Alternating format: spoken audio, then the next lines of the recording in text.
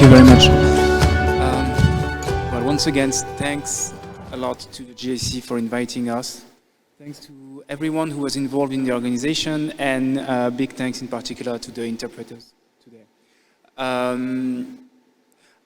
don't really know what there is left to say for me.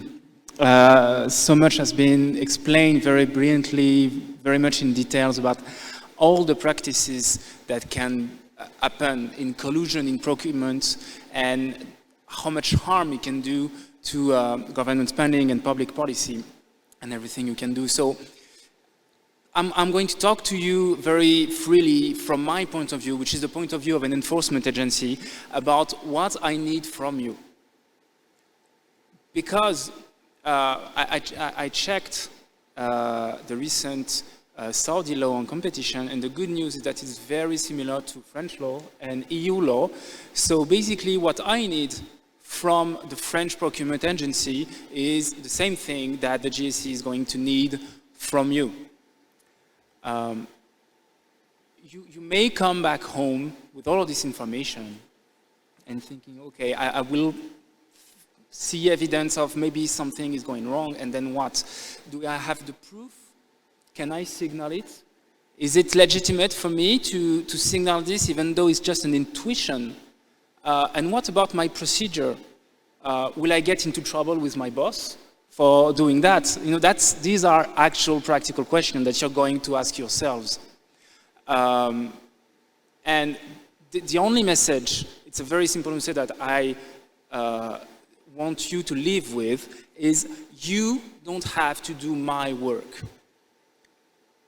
Your work is to know the market you're in, know the tenders you're managing. There was something very central that was said today, which is the fact that you have to trust your experience, and I wanted to add the fact that you have to trust your instinct.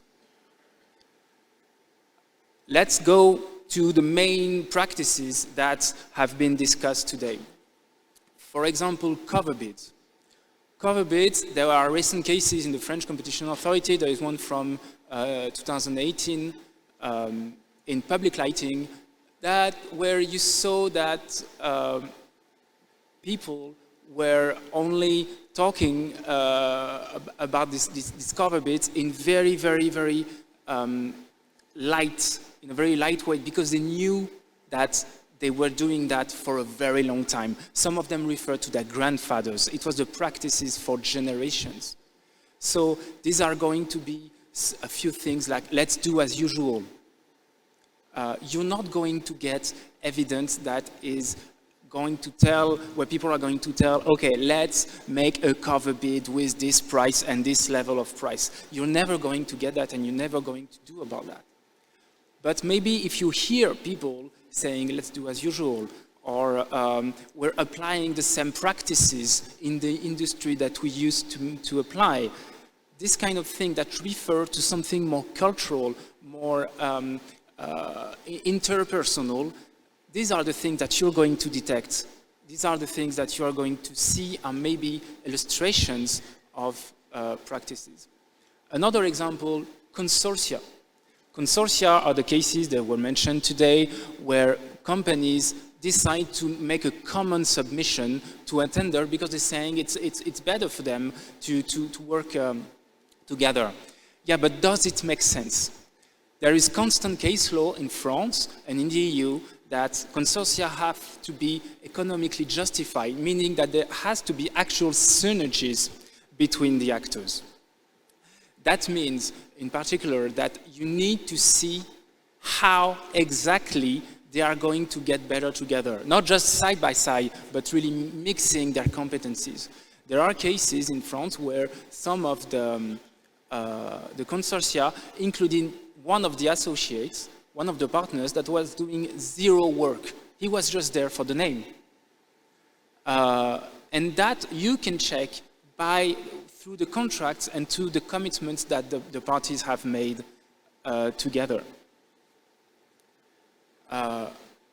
Other exchange of information, for example, can be very subtle. They may exchange on the availability of workforce. They may exchange on the fuel prices they get. something, once again, very ethereal, not really the prices and who is going to do what. Or they can also exchange on things like, I'm very interested in this tender, or we are very committed to it, we are looking to make a competitive offer, or the other way around, no, not really interested, maybe we'll reply, but we're not really committed to it. All these kind of things. All this brings me to the fact that, and that's really my message, that you don't have to prove anything. You have to detect. And detecting doesn't just mean sending out information. It means context. You are the ones who know how it works. You are the ones who know how those companies that you treat with regularly work. What are the main issues? How are they purchasing their own entrance to make the service that they give to you? You know what is the vocabulary of the trade. You know how that means, what that means to use certain types of words. And this is the things that I need from you. I need also an explanation of the market.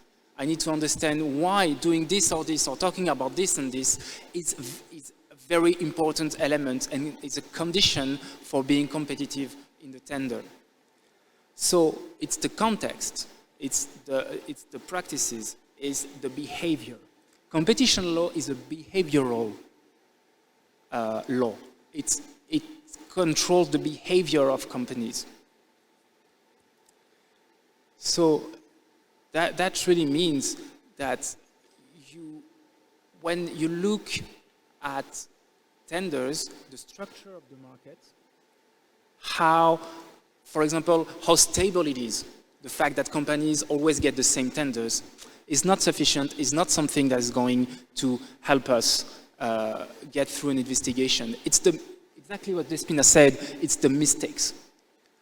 Why this established company that you've been working with for years does not submit? Why is there a stupid error in the submission that leads to cancellation of the submission? Why this company went through the whole process of being qualified for the tender and does not give a submission afterwards? Why these two companies that hate each other, and you really know that they hate each other, finally submit together? All these kind of things are the things that they will need, a competition authority will need from you. And after that, what do you do? As Despina said, do not mention your suspicions to the bidders. I will repeat that many, many, many times if I have to. Do not ever do that. My first inspection, I just arrived in the French Competition Authority. I went on an inspection. It was an issue of public bus transportation. And the authority had complained to us and explained that these companies were probably colluding for years, but they also talked to the press. And they said, we have made a complaint to the competition authority, haha, beware. And what happened? When we arrived in the premises of the company, there was nothing left. And the companies continued their practices, and the authority did not get lower prices for that. So this is never a good idea.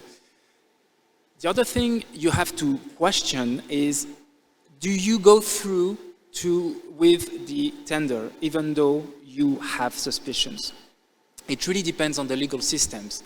But what I usually say, for example, what I tell to my students at University of Orléans, is the fact that you may find that it could be a good strategy to continue with the tender and actually award the tender and go through with the service of the construction or the supply that you wanted. For what reason? First is you're dealing with public service. You want the public service to occur.